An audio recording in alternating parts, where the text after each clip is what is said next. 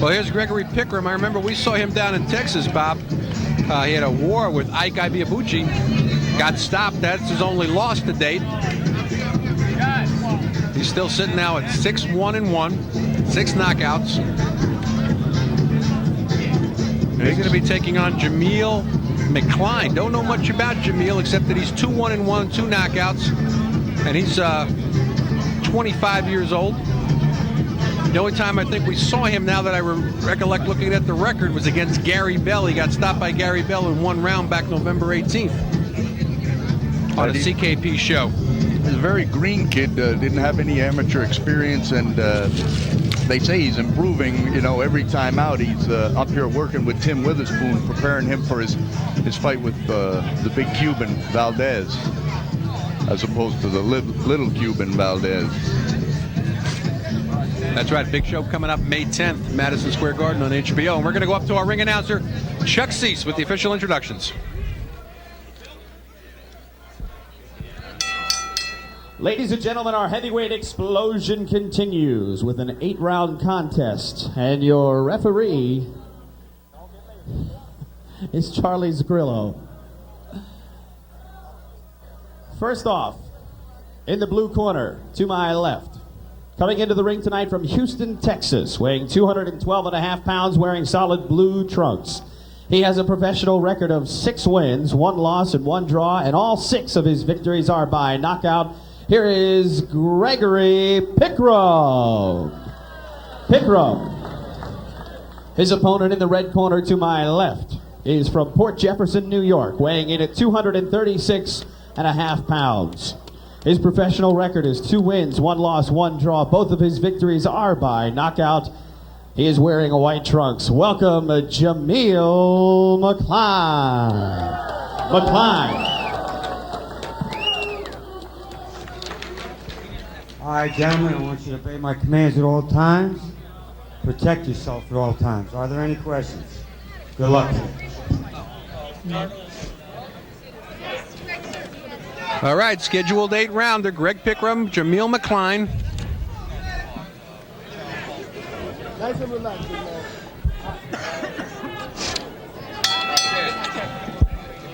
PICKROM coming in today, 6-1-1. Just that 1 stoppage to Ike Ibiabuchi. You know, which was a very tough fight. I really like this Greg PICKROM. He looks to me, he fights in a style very similar to Evander Holyfield. He's kind of got a choppy rhythm, and he's got good quickness for a heavyweight, as you'll see. His manager, Willie Savannah, who was my mentor when I first got into this business, was worried about the size difference, because really Greg PICKROM's a blown-up cruiserweight, but they know that that's where the money is in this business, and that's why they're here in the heavyweight division, but they've never fought a guy this big. I tell you, I walked back to the dressing room and I saw JAMEEL McCLINE back there, and I said, who is this guy? 6'6", 236 pounds. And you have to wonder sometimes, you want to give up, whether even if you're the superior fighter, do you want to give up this kind of weight and height? PICKROM not small, he's 6'2", 212 pounds for today's fight. But it is, and a guy with no amateur experience and a big, strong guy like this, you got to figure, he might just get wild and hit you with some stupid stuff, and that's what I know Willie Savannah's going over in his mind right now, because he doesn't figure to be outboxed by this guy.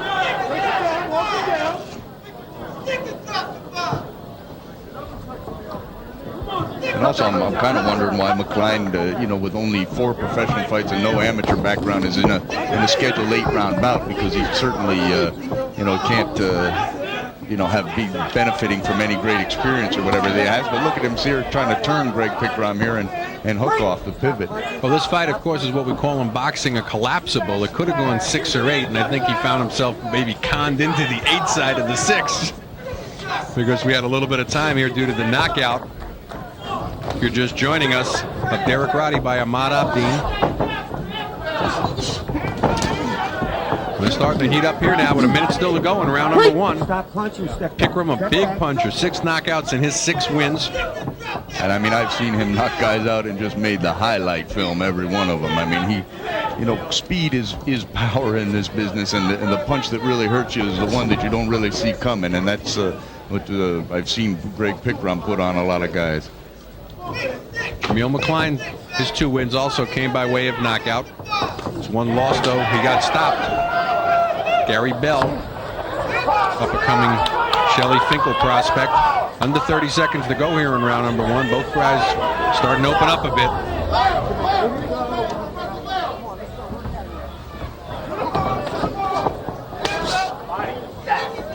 Nice moment. Punches by Greg Pickrom. Good hand speed there. Pickrom, as you were saying, Bob, as we're under 10 seconds to go in round number 1. This is scheduled for 8. Place neither fighter has been before.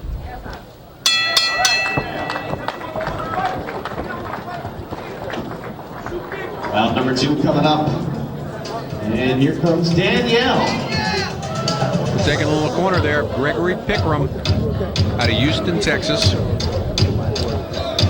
25 years of age. He was a little kid fighter, you know. He was like a 10, 11, 12-year-old, had a lot of amateur experience, and then laid off completely for 10 years, 11 years, didn't do anything, and came back into the gym about 180 pounds and started boxing again and decided he wanted to try it before he got, before he got too old for the sport. Looking over at JAMEEL McCLINE. Going to work on those eyes already. Only 4 professional fights. Also 25 years of age.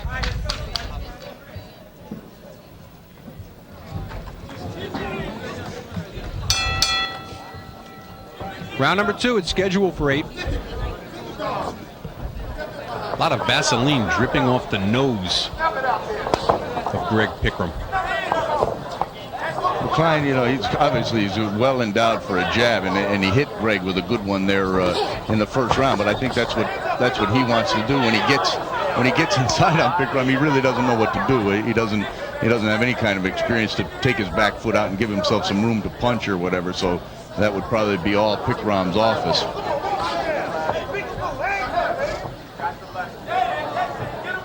Pickrom trying to get to the body, but those big long arms of McCLINE really protected him. He keeps his elbows in a good place. Pretty good deep. Oh, drops a left in. Seemed to buckle the legs of Pickrom there. I couldn't tell if they buckled him or if McCLINE picked him up off the ground. It may have been that. But this is what Pickrom needs to do in this fight: bend, stay loose, and feint this guy out of position in order to try to, drop those bombs on him. You can't just overpower a guy this size. This guy is not just big, but very physical. A little more than a minute going by here in round number 2, and I've got to tell you, this is a pretty good paced fight for heavyweights. I almost feel like we're being given a breather after the first 2 bouts today. I mean, I'll tell you something. I'm trying to get control of my heart right after that Abdeen fight. We're coming to you from the Fernwood Resort and Country Club on the Cedric Kushner Sports Network. This is Heavyweight Explosion. I'm Arnie Tokyo Rosenthal along with Bob Spagnola. And what a show it's been. And again, applause to our matchmaker, Bill Benton. Well, I hope Bill doesn't expect a lot of this, because as a manager, I sure don't want to have any part of it.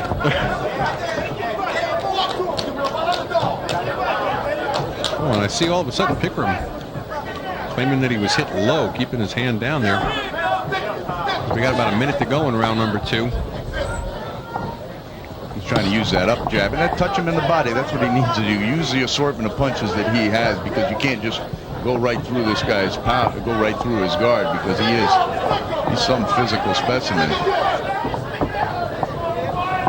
But I think it's what Greg doing, moving around, using the whole ring, make this big guy carry all that 250 pounds around the ring for a while and see what kind of condition he's in.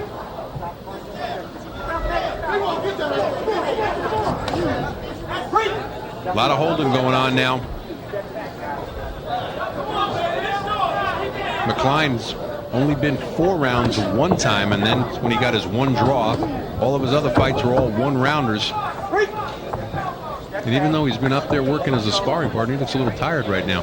Yeah, well, you don't, when you're a sparring partner, you get the work that the guy that's paying you needs, and not necessarily what you need.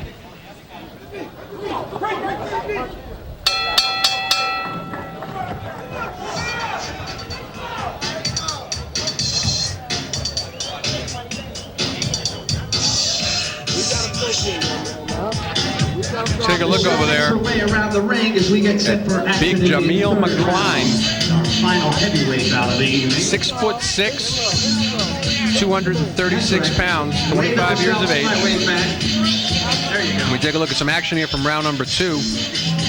And it seemed that every time Pickram would get in close, McCline's starting to tie him up right now.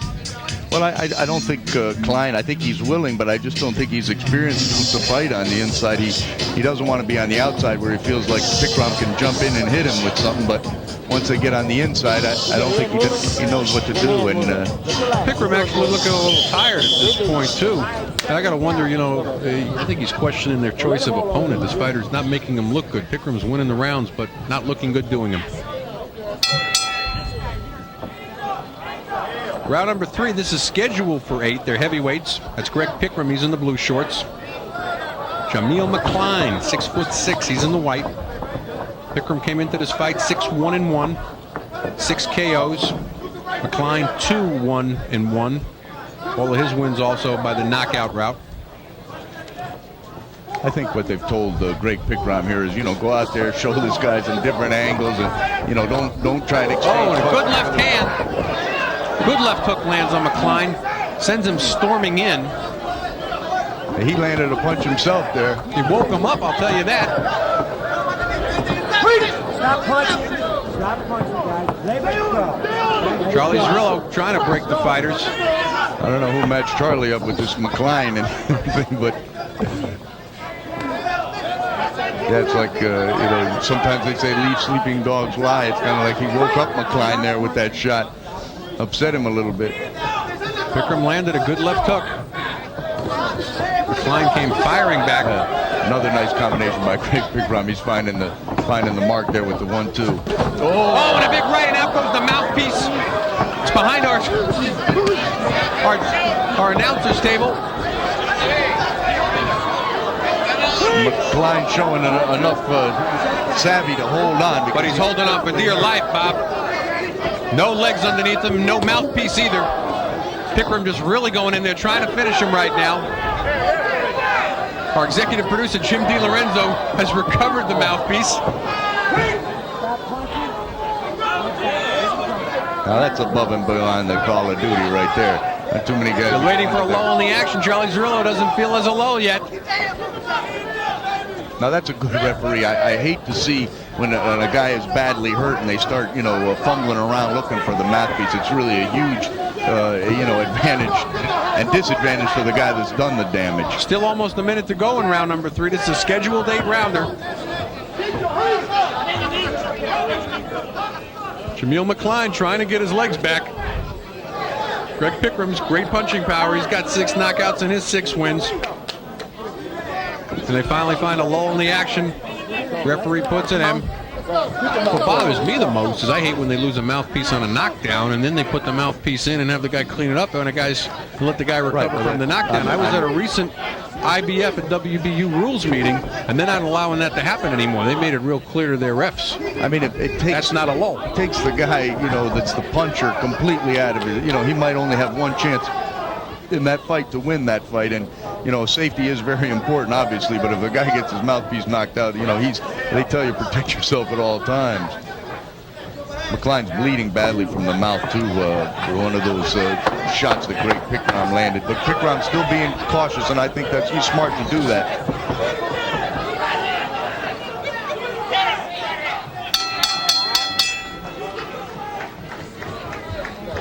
JAMEEL McCLINE walking very slowly back to his corner. A big round for Greg Pickram, and we take a look at there. Really rocked McCLINE with a left hook. Couldn't put him down. Woke him up for a few seconds there, Bob, and then really went to work on him. For a second, it looked like McCLINE was going to come back, and that was not the wake-up call that he wanted. Yeah, here we have it here on the replay. It was really the left hook that did the damage, and I thought he was going to go down because I thought his feet got picked right up off the ground, and this is no small man to do that too.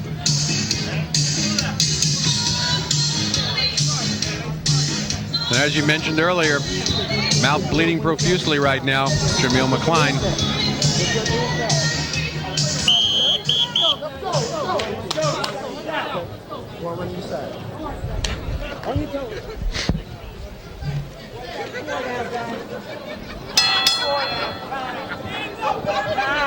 Round number 4, and it starts with Charlie Zerillo calling time. Too much water over in the corner, and out they come. A lot of water used in here tonight, and for good reason. These guys have needed it and earned it. We're scheduled for 8. That's Greg Pickrom. He's in the blue shorts. JAMEEL McCLINE, he's in the white. Very good third round for Pickrom. Shook McCLINE, couldn't put him down.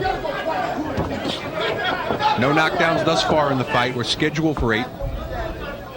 All of our main event fights certainly have had ebb and flow here tonight, which generally, certainly in the heavyweight division, you don't get a lot of it. Guys don't recoup so well from getting hit, but you know, guys, Wooten was in charge, and Kennedy definitely had his minutes. Abdeen was dominating and found himself under the deck and really showed a lot to stay down and take that full 8 count and recover, so that you know, he didn't let Derek Roddy really have his moment in the sun there.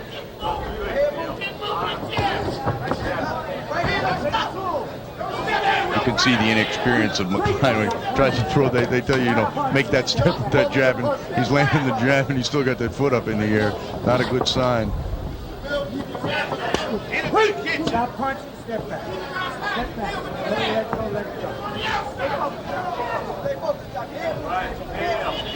I know Chocolate Greg Pickrom has boxed, you know, as a sparring partner for main events. He's worked with Andrew Gallat a lot. He's a real big, strong heavyweight, and you know, that's what they were talking about today. You know, hey, listen, you might not be the biggest guy, but you've worked with much better fighters than this. But what they were worried about was his awkwardness and, you know, him being wild maybe.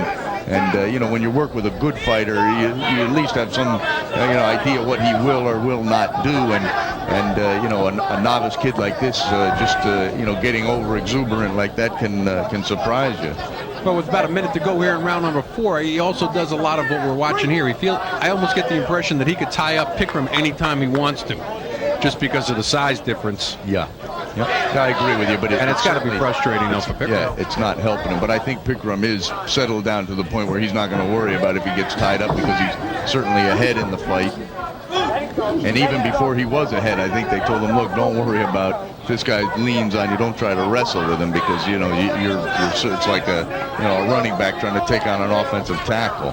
Referee Charlie Zerillo having his hands full, pulling the fighters apart. But doing a good job at it. McCLINE bullying his way. He doesn't quite know what to do though once he gets Pickrom where he was trying to get him to. He got him there, and then it was like, okay, what happens now? I didn't learn that page in the book yet. So we come to the end of round number 4.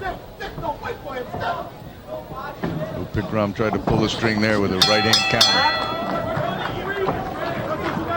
Round number 5 headed for 8 as Michelle makes her way back into the ring to parade around for you. Looking in the corner there of Greg Chocolate Pickrom. Very relaxed. And he's about to go someplace where he's never been before, Bob. Round number 5. He's only been 4 rounds once, 3 rounds once. Everything else was all 1 round. And McCLINE, we take a look there, he's already also going. He's only been 4 rounds 1 time. So both fighters going someplace where they've never been, and we're not talking about 6. We're talking about they got an 8-round scheduled fight.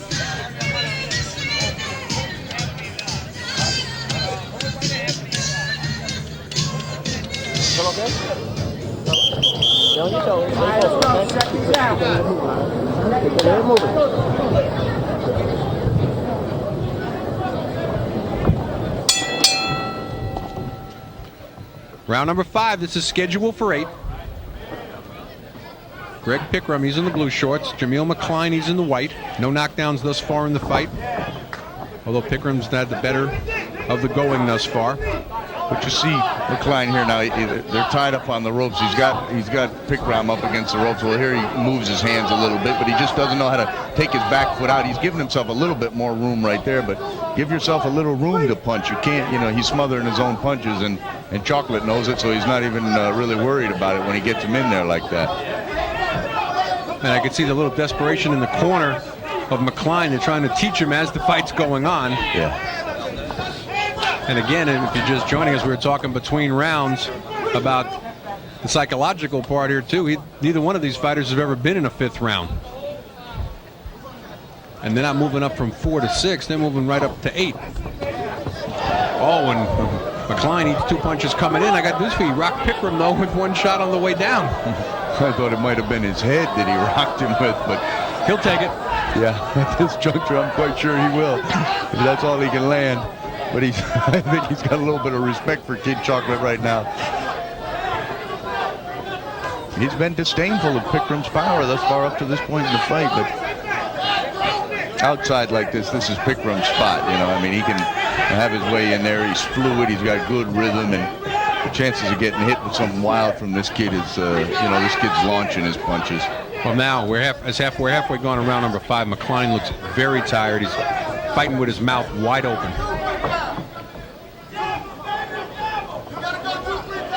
He is frustrating Pickram a little bit. You can see the frustration just then on Pickram's face. But you got to take what your opponent gives you, and certainly when you're in, you know, physical disadvantage like Greg Pickram is here, you know, you can't worry about you know, those pitfalls. Showing good poise. He's using the whole ring. Doesn't like where McCLINE winds up. He's walking around, doing a little bit of a Walcott shuffle. Making him get reset again. And a little tape coming loose on the right glove. Chocolate Pickram.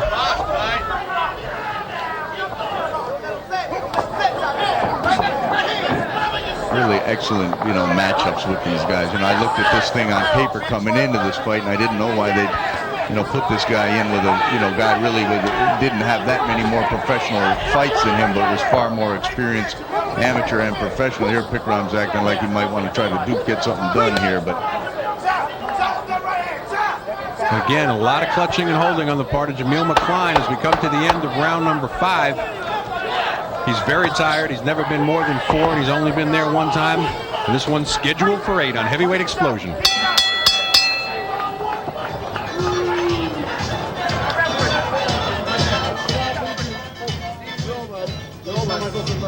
Take a look at the corner of JAMEEL McCLINE, and all we can say is they're trying to teach him as he goes here, Bob. He's 4 fights into this, and I saw his corner in desperation trying to tell him what to do when he had Pickram on the ropes. More or less what you described. Move that back leg back, give yourself a little punching room. But as we said, he hasn't learned that. Well, I mean, you know, you can get some great advice in the corner, but if you haven't practiced it in the gym, you know, it's really tough. It's not like Hollywood where they say, okay, switch to southpaw, kid, now. And there you see Pickram land a really nice combination. That doesn't really happen, huh? Well, I mean, it's happened to me a few times. But I saw Lou Filippo, who refereed the first 2 Balboa Creed fights down in Palm Springs Tuesday night. He's a wonderful character, Lou. I always tell him, though, he should have stopped that first one. Shouldn't have let Rocky take that punishment in the first fight. Round number 6. We're scheduled for 8 on Heavyweight Explosion. I'm Arnie Tokyo Rosenthal along with Bob Spagnuolo. Hope you've really enjoyed our show tonight. I know we certainly have. If you're just joining us, Jeff Wooden won a 10-round decision over Ricardo Kennedy, dropping Kennedy in the process. Derek Roddy stopped by Ahmad Abdin, proving his record to 20-0. And now we got 2 youngsters. Greg Pickram, 6-1-1, 6 knockouts. He's in the blue shorts. Against JAMEEL McCLINE, 2-1-1. He's in the white. No knockdowns thus far in the fight. Unofficially, I've got it about 50-47 at the end of 5, Bob.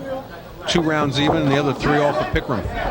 Yeah, I've got Pickram winning every round but 1, which I called even. Let it go and get out. Neither fighter has ever been past 4. And again, this is scheduled for 8. So they're in the proverbial uncharted waters. Greg Pickram does seem to be somewhat disgusted at points in this fight, but you know, I mean, he's well ahead, I think, and you know, you just got to take what you can get sometimes. You can't always have, and certainly as things change, he was scheduled to fight Ole Maskev, who ended up being on suspension from a different state, and they scratched that at the last minute. But Tim Witherspoon's here, training for his fight on HBO, and you know, they bring in one of his sparring partners. A lot of times that can be very bad news, those last-minute changes. We might want to mention big card coming up May 10th, Madison Square Garden on HBO. Bobby Ches against Evander Holyfield. Tim Witherspoon, as you mentioned, against Jorge Luis Gonzalez. and Lennox Lewis and Ray Mercer. Can't come up with a better triple header than that. But I'll tell you this, as good as that card is, it can't have much better action than we've had here today in Heavyweight Explosion.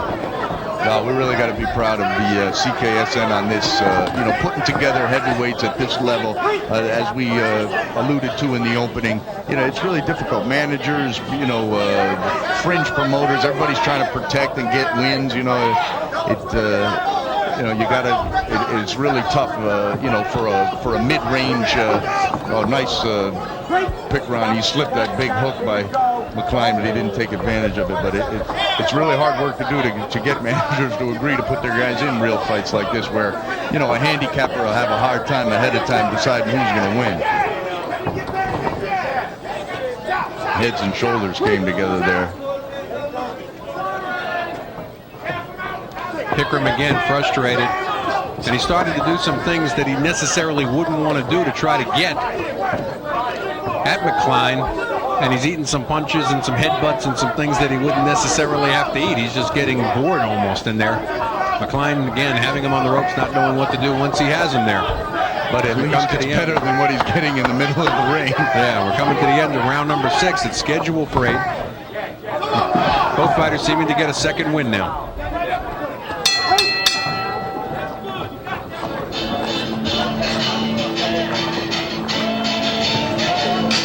Round number 7 on the way, and Michelle is holding up the lucky number 7 for somebody. Speaking of lucky numbers, we got lucky number drawings coming up a little bit later on tonight for the DARE program, so make sure you stick around. JAMEEL McCLINE has that look on his face, Bob, as we looked in his corner, as if to say, why did you schedule me in an 8-round fight? Why am I here in round number 7? This was a swing bout. These almost always end up going for the lesser. If it's a 4 or a 6, it seems like it always goes in 4. Very unusual that if you got a collapsible 8-6 that it winds up going the 8.